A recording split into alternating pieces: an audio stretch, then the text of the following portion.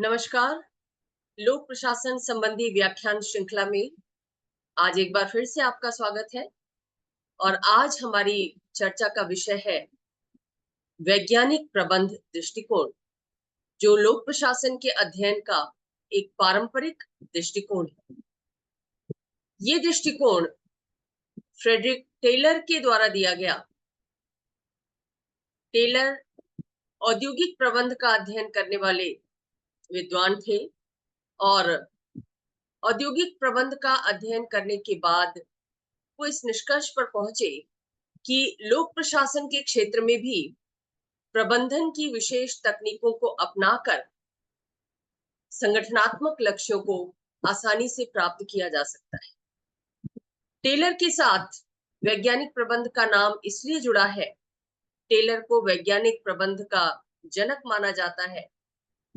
लेकिन ऐसा नहीं है कि वैज्ञानिक प्रबंध शब्द का प्रयोग पहले नहीं हुआ था। लुई ब्रेंडिस के द्वारा पहली बार इस शब्दबंध का प्रयोग किया गया और एसएल गांट और गैल्बर्ट द्वारा इसे विकसित किया गया। लेकिन जितना व्यवस्थित रूप में टेलर ने इसे प्रस्तुत किया, उतना किसी और ने नहीं किया। इसीलिए टेलर को वैज्ञानिक प्रबंध का जन्मदाता माना जाता है। टेलर ये मानते हैं कि किसी भी संगठन के लक्ष्य की प्राप्ति में प्रबंध तंत्र का विशेष योगदान होता है। प्रबंध तंत्र में वो विशेष अधिकारी क्रियाशील होते हैं, कार्यरत होते हैं, जिनके द्वारा निर्णय लिए जाते हैं, योजनाएं बनाई जाती हैं, कार्मिकों का चयन किया जाता है और संगठन को एक दिशा निर्देश दिया जाता है। किस तरफ कार्य किया जाना है, कैसे किया जाना है, इसका निर्देशन प्रबंध तंत्र के द्वारा किया जाता है। टेलर प्रबंध तंत्र की इसी भूमिका पर जोर देते हैं और ये कहते हैं कि संगठन में यद्यपि बहुत सारे कार्मिक कार्य करते हैं, लेकिन सबसे केंद्रीय भूमिका प्रबंध तंत्र की होती है, क्योंकि ये प्रबंधक ही है जो कुशल कार्मिकों को काम में लगाते हैं, उनकी क्षमता का प्रयोग करते हैं और संगठनात्मक लक्ष्य को आसानी से हासिल कर पाते हैं। तो टेलर की मुख्य अवधारणा ये है कि प्रबंध तंत्र का विकास आवश्यक है। प्रबंध तंत्र की केंद्रीय भूमिका होती है और प्रबंधन करना कोई आसान कार्य नहीं है, ये एक वैज्ञानिक कार्य है। इसके लिए विशेष तकनीकों की जरूरत होती है। उन तकनीकों का विकास करके प्रबंध तंत्र को प्रभावी बनाया जा सकता है और जिस भी संगठन में प्रबंध तंत्र प्रभावी होगा, वो संगठन निश्चित रूप से अपने लक्ष्य को प्राप्त करने में सफल होगा। टेलर ये मानते हैं कि एक संगठन में काम करने वाले सर्वोत्तम कार्मिक भी, बहुत योग्य कार्मिक भी तब तक कार्य नहीं कर सकते जब तक प्रबंध तंत्र के द्वारा उन्हें उचित दिशा निर्देशन, मार्गदर्शन और प्रेरणा नहीं मिलती। प्रबंध तंत्र को क्या तकनीक अपनानी चाहिए, कैसी तकनीक अपनानी चाहिए जिसे वो कार्मिकों को कार्य में कुशलता पूर्वक संलग्न कर सके, उनके अंदर प्रेरणा विकसित कर सके। इसके लिए टेलर ये बताते हैं कि प्रबंधकों को कार्मिकों के हित में कार्य करना चाहिए। कार्मिक या कर्मचारी, चाहे उद्योग में कार्य करने वाले कर्मचारी हो या लोक प्रशासन के अंतर्गत काम करने वाले कर्मचारी, वो एक आर्थिक प्राणी के रूप में काम करते हैं और जब तक उन्हें कोई आर्थिक प्रोत्साहन नहीं मिलता, तब तक वो अपना सर्वश्रेष्ठ प्रदर्शन नहीं कर पाते। तो यहाँ पर टेलर ये मानते हैं कि प्रबंध तंत्र और कार्मिकों के हितों में कोई विरोधाभास नहीं है, कोई संघर्ष नहीं है और प्रबंध को इस ढंग से काम करना चाहिए कि दोनों को ही लाभ हो सके, यानी प्रबंध तंत्र को भी लाभ हो सके और कार्मिकों को भी कुछ आर्थिक लाभ प्राप्त हो सके। ध्यान देने योग्य बात यह है कि औद्योगिक क्रांति का दौर चल रहा था और उस वक्त कारखानों में ये देखा जा रहा था कि जो पूंजीपति हैं, जो प्रबंधक के रूप में क्रियाशील है उद्योगों में, और जो कार्मिक मजदूर के रूप में क्रियाशील है, उनके हितों के मध्य संघर्ष को उठाया जा रहा है। खासतौर से समाजवादी आंदोलन के माध्यम से इस तथ्य को रेखांकित किया गया कि औद्योगिक प्रबंध का मजदूरों के साथ एक स्वाभाविक विरोध है। इस स्थिति में टेलर का ये कहना है कि वास्तव में प्रबंध तंत्र और कार्मिकों के हितों में कोई विरोध नहीं है, और प्रबंध तंत्र को इस तरीके से कार्य करना चाहिए कि दोनों मिलकर संगठन के लक्ष्य को आगे बढ़ाएं। और इस लिहाज से टेलर ये मानते हैं कि दोनों ही तरफ से एक मानसिक क्रांति की जरूरत है, मानसिक क्रांति की आवश्यकता है, मानसिक बदलाव की आवश्यकता है। यानी कार्मिक भी ये ना समझे कि प्रबंध तंत्र उनका विरोधी है, और प्रबंध तंत्र को भी हर तरीके से ये कोशिश करनी चाहिए कि वो संगठन में काम करने वाले लोगों को भी लाभ पहुंचा सके। तो वैज्ञानिक तरीके अपनाकर प्रबंध तंत्र श्रमिकों को भी लाभान्वित कर सकता है और खुद भी लाभान्वित हो सकता है। क्या तरीके उसके द्वारा अपनाए जाने चाहिए प्रबंध तंत्र के द्वारा, जिससे अधिकाधिक लक्ष्य की प्राप्ति हो? तो टेलर ये सजेस्ट करते हैं कि प्रबंध तंत्र को हमेशा अपने कार्मिकों का चयन योग्यता के आधार पर करना चाहिए। योग्य कार्मिकों का ही चुनाव किया जाना चाहिए संगठन में, और संगठन के उद्देश्यों के अनुरूप उनको प्रशिक्षित किया जाना चाहिए, ट्रेनिंग दी जानी चाहिए, और इन सब के साथ साथ कार्मिकों में कार्य की प्रेरणा देना भी आवश्यक है, उनका मनोबल बढ़ाना भी आवश्यक है। बिना मनोबल के, चाहे वो कितने भी योग्य क्यों ना हो, कितने भी प्रशिक्षित क्यों ना हो, वो संगठनात्मक लक्ष्य की दिशा में अपना संपूर्ण योगदान नहीं दे सकते, पूरी क्षमता, पूरी कुशलता का प्रदर्शन नहीं कर सकते। इसलिए प्रबंधक का ये दायित्व है कि वो कार्मिकों को समय समय पर प्रेरित भी करता रहे, और उन्हें कुछ आर्थिक इंसेंटिव्स की व्यवस्था भी उसके द्वारा की जाए, क्योंकि टेलर का बेसिक एजम्पशन ये है कि मनुष्य एक आर्थिक प्राणी है, और आर्थिक लाभ उसे कार्य के लिए प्रेरित करता है, ज्यादा प्रेरित करता है। दूसरे, टेलर ये मानते हैं कि प्रबंध को कार्य की कौन सी तकनीक अपनानी चाहिए, कैसे संगठन के कार्यों को मैनेज करना चाहिए, भौतिक और मानवीय संसाधनों का प्रबंधन कैसे करना चाहिए। इसके लिए वो कहते हैं कि प्रबंधक को संगठन में किए जाने वाले हर कार्य का आयोजन करना चाहिए, योजना बनानी चाहिए। बिना योजना बनाए किसी कार्य की तरफ आगे बढ़ना उसकी सफलता को संदिग्ध बना देता है। यानी सफल नहीं हो सकता कोई भी कार्य, कोई भी लक्ष्य, अगर वो सुनियोजित ढंग से ना किया जाए। दूसरे, काम करने वाले जितने भी कार्मिक हैं, उनमें काम का विभाजन न्याय संगत ढंग से किया जाना चाहिए। यानी ऐसा नहीं होना चाहिए कि कुछ पर ज्यादा काम हो जाए और कुछ बिल्कुल खाली बैठे रहे। कौन किस कार्य को करने में सक्षम है, ये देखना और उसको वो कार्य सौंपना, ये प्रबंधन का दायित्व, ये उसकी विशेष टेक्निक है। और जो प्रबंधक इस टेक्निक को अपनाने में जितना कुशल होगा, उसके कार्मिक भी उतनी ही कुशलता पूर्वक प्रदर्शन करने में सक्षम। प्रबंधन का निर्देशन भी बहुत मायने रखता है। कार्मिकों को किस दिशा में कार्य करना है, कैसी कार्य करना है, और उनके मध्य अगर कोई हितों का संघर्ष हो रहा है, रुचियों का संघर्ष हो रहा है, तो उनके मध्य कैसे समन्वय स्थापित करते हुए उन्हें लक्ष्य की तरफ आगे बढ़ाया जाए, ये देखना, ये सुनिश्चित करना प्रबंधक का विशेष दायित्व है, ऐसा टेलर मानते हैं। तीसरी टेक्निक उनके द्वारा जो बताई गई प्रबंध तंत्र के लिए, प्रबंध के विज्ञान के विकास के लिए, वो ये थी कि प्रबंधक को हमेशा संगठन में सहयोग को प्रोत्साहित करना चाहिए। केवल संघर्ष की स्थितियां संगठन को लक्ष्य से विमुख करती है, इसलिए कार्मिकों में सहयोग के विकास पर बल देना चाहिए।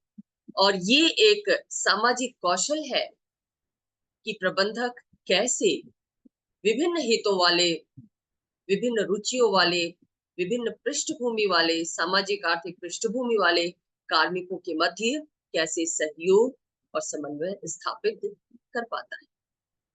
जो प्रबंधक इस कार्य में इस तकनीक को अपनाने में जितना कुशल होगा, उसके संगठन का लक्ष्य उतनी आसानी से और सफलतापूर्वक प्राप्त किया जा सके।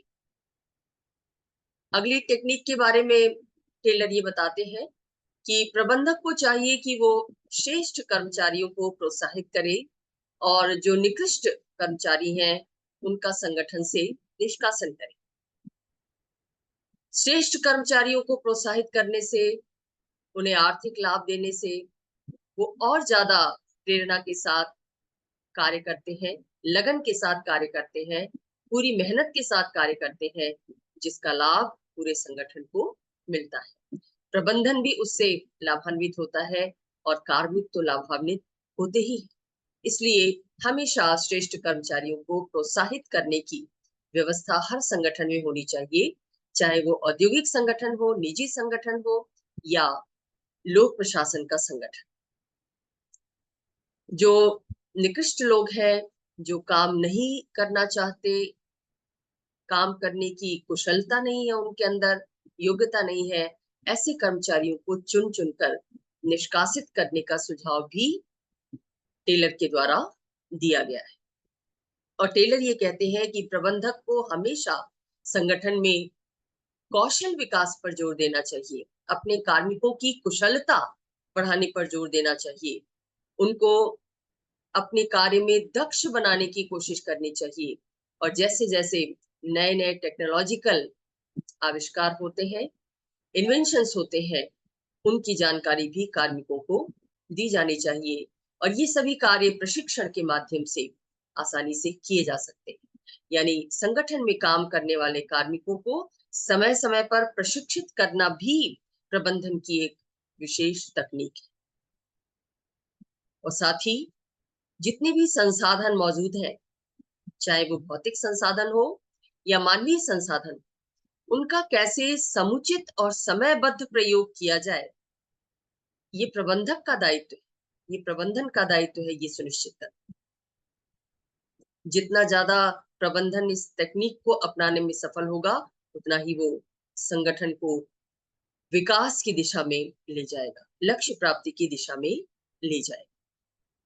और लास्टली, जैसा कि पहले भी चर्चा की गई कि चूंकि हर कार्मिक एक आर्थिक मानव है, इसलिए वो आर्थिक कारकों से प्रेरित होता है। आर्थिक प्रोत्साहन उसको कार्य की तरफ प्रेरित करता है, उसका मनोबल बढ़ाता है। तो इस तरह से वैज्ञानिक प्रबंध दृष्टिकोण के अंतर्गत टेलर के द्वारा प्रबंधकों की भूमिका को केंद्रीय मानते हुए उनसे वो वैज्ञानिक तकनीकों को अपनाने की अपेक्षा की गई, जिन तकनीकों को अपनाकर वो संगठनात्मक लक्ष्यों को आसानी से हासिल कर सकते। लेकिन टेलर के इस वैज्ञानिक प्रबंध दृष्टिकोण की आलोचना भी की गई और आलोचकों के द्वारा ये कहा गया कि टेलर ने ये जो माना कि हर कार्मिक, हर मनुष्य केवल आर्थिक प्राणी है और आर्थिक प्रोत्साहन उसे कार्य के लिए प्रेरित करता है, आलोचक इस बात को स्वीकार नहीं करते, वो इससे सहमत नहीं है, क्योंकि वो ये मानते हैं कि मनुष्य केवल एक आर्थिक प्राणी नहीं है, बल्कि वो जिस समाज में रहता है उस समाज के मूल्य उसके कार्यों को प्रभावित करते हैं। कोई किसी कार्य के लिए चाहे उसे जितना भी आर्थिक मूल्य मिले, आर्थिक प्रेरणा मिले, अगर वो उसके सामाजिक मूल्यों के विपरीत है तो वो उस कार्य को करने से बचता है। बहुत से मनुष्य, बहुत से कार्मिक अपने कार्य को मानसिक संतुष्टि के लिए करते हैं, केवल आर्थिक प्रेरणा उसके पीछे नहीं होती। लेकिन टेलर मनुष्य को पूरा आर्थिक प्राणी बताते हैं और संगठनात्मक लक्ष्य की प्राप्ति के लिए प्रबंधक को ये निर्देशित करते हैं, सुझाव देते हैं कि वो कार्मिकों के आर्थिक विकास के लिए भी, आर्थिक प्रोत्साहन के लिए भी कार्य करें। दूसरे आलोचक ये मानते हैं कि चाहे जितनी कोशिश कर ली जाए प्रबंधकों और कार्मिकों के हितों में मेल करने की, दोनों को लाभान्वित करने की, दोनों के मध्य विरोध को समाप्त करने की, सहयोग को प्रोत्साहित करने की, लेकिन उनके हितों में एक स्वाभाविक विरोध है और प्रबंधक कभी भी मजदूरों के हितैषी नहीं बन सकते। आप सभी जानते हैं कि कैसे मार्क्सवादी चिंतन में पूंजी और श्रम में एक स्वाभाविक विरोध देखा गया है। पूंजीपतियों जो प्रबंधक के रूप में है और मजदूर यानी कार्मिक, उस संगठन में काम करने वाले कार्मिक, इन दोनों में एक स्वाभाविक विरोध होता है और तमाम कोशिशों के बावजूद पूंजीपति ये नहीं चाहते कि वो संगठनात्मक लाभ में उस रूप में कार्मिकों को हिस्सेदार बना सके जितना हिस्सा लाभ का उनके पास आता है। यानी प्रबंधक लाभ का अधिकांश हिस्सा अपने पास रख लेते हैं और कार्मिकों को बहुत नॉमिनल भागीदारी लाभ के क्षेत्र में प्रदान करते हैं। ये भी कहा जाता है कि ये जो वैज्ञानिक प्रबंध दृष्टिकोण है, इसके कारण प्रबंधकों की निर्णय क्षमता और स्वविवेक का अधिकार प्रभावित होता है, क्योंकि टेलर कुछ निश्चित तकनीकों तक, उन तकनीकों को अपनाने तक प्रबंधकों को सीमित कर देते हैं कि उन्हें ये टेक्निक ही अपनानी चाहिए, जिसके कारण प्रबंधकों की भी निर्णय क्षमता प्रभावित होती है और स्वविवेक के आधार पर उन्हें जो कार्य करने का अधिकार दिया गया है वो भी प्रभावित होता है। इसलिए प्रबंधक वर्ग के द्वारा भी टेलर के इस दृष्टिकोण की आलोचना की गई। लेकिन इन सारी कमियों और आलोचनाओं के बावजूद ये मानना पड़ेगा कि औद्योगिक क्रांति और शासकीय अव्यवस्था के जिस वातावरण में टेलर ने ये दृष्टिकोण प्रेजेंट किया, उसमें इसका महत्व कहीं ज्यादा दिखाई देता है। औद्योगिक क्रांति के कारण बड़े बड़े उद्योग स्थापित हुए थे और वहां पर मजदूरों और पूंजीपतियों का संघर्ष चल रहा था, विशेष रूप से समाजवाद के डेवलपमेंट के बाद, समाजवादी आंदोलन, समाजवादी क्रांति के बाद। तो उस संघर्ष को शांत करने में वैज्ञानिक प्रबंध दृष्टिकोण ने बहुत बड़ा योगदान दिया, क्योंकि इसके द्वारा पहली बार ये घोषित किया गया कि प्रबंधकों और कार्मिकों के हितों में कोई विरोधाभास नहीं है और प्रबंधकों को चाहिए कि वो ऐसा वातावरण निर्मित करें संगठन के अंतर्गत, ऐसी तकनीकों को अपनाएं जिससे दोनों ही लाभान्वित हो, प्रबंधक भी और कार्मिक भी। दूसरी तरफ समाजवाद की चुनौती का मुकाबला करने के लिए यूरोप और अमेरिका में लोक कल्याणकारी राज्य की धारणा उदित हो रही थी और उस धारणा में प्रशासन का, लोक प्रशासन का दायित्व बढ़ रहा था। लोगों की आकांक्षाएं प्रशासन से बहुत ज्यादा हो गई थी, लोक प्रशासन से। उन आकांक्षाओं को पूरा तभी किया जा सकता था जब वैज्ञानिक ढंग से कार्यों का प्रबंधन किया जाता। तो इस दिशा में टेलर के इस दृष्टिकोण ने लोक प्रशासन को भी बहुत लाभान्वित किया, क्योंकि वो भी अपनी बढ़ी हुई जिम्मेदारियों को तभी पूरा कर सकता था, जनता की आकांक्षाओं पर तभी खरा उतर सकता था जब कार्य की एक विशेष तकनीक को अपनाया जाता और प्रबंधन की एक विशेष भूमिका को ध्यान में रखकर कार्य किया जाता। तो ये टेलर का योगदान था और ये वैज्ञानिक प्रबंध दृष्टिकोण था जो लोक प्रशासन के अध्ययन का एक पारंपरिक दृष्टिकोण है।